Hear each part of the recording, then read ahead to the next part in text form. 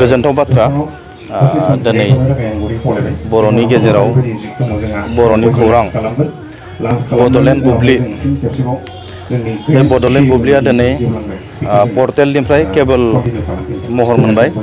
बेनि थाखायनो आं गिबियाव बड'लेण्ड बुब्लि दैदेनगिरि बिथांमोननि न'खर आरो बिथांमोननि गासैबो फेमिलिनो आं गिबियावनो कंग्रेचुलेसन आरो साबायखर हामग्लायनाय जासिहरबाय।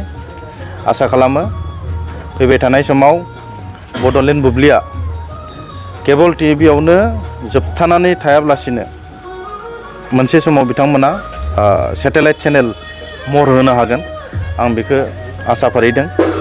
दिनै गोजोननाय मोनदों जोंनि गेजेराव बड'लेण्ड बुब्लिजों लोगोसे बड'लेण्ड रादाब आरो गोबां केबल चेनेलफोरा जौगाबाय थादों, जौगासार महर मोनदों। आङो BTRनि सासे मावफुं सोद्रोमा जानानै फैबाय थानाय समाव जोंनि बर'नि जेसेबांखिनि बर' खौरां दैथायगिरि बर'नि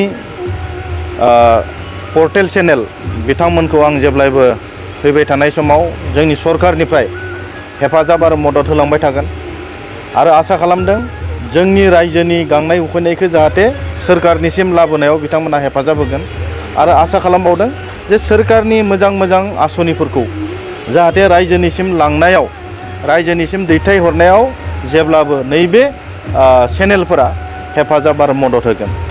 आरो फैबाय थानाय समाव जोङो बयनोबो जे जाय बिथांमोना जोंनि समाजनि थाखाय, जोंनि सोरखारनि थाखाय, जोंनि ओनसोलनि थाखाय मोजां हाबा मावनायाव हेफाजाब आरो मदद होबाय थागोन, बिथांमोनखौ सरकारनिफ्राय जेब्लाबो हेफाजाब आरो मदद होलांबाय थागोन।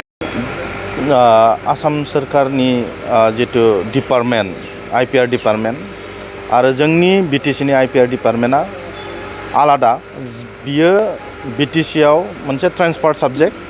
बेखायनो जोङो जोंनि सावरायनायनि गेजेरजों जोंनि मानिजाथाव BTR नि चिफ प्रमद बर' बिथाङा अलरेडि बुंदों जे जोंनि ओनसोलाव थानाय केबल बा पर्टेल चेनेलफोरनो जेब्लाबो हेफाजाब आरो मदद होनांगोन आरो फैबाय थानाय समाव बिथांमोननि समस्याफोरखौ समाधान खालामनायनि थाखायनो बिथाङा जेब्लाबो नाजाबाय थादों।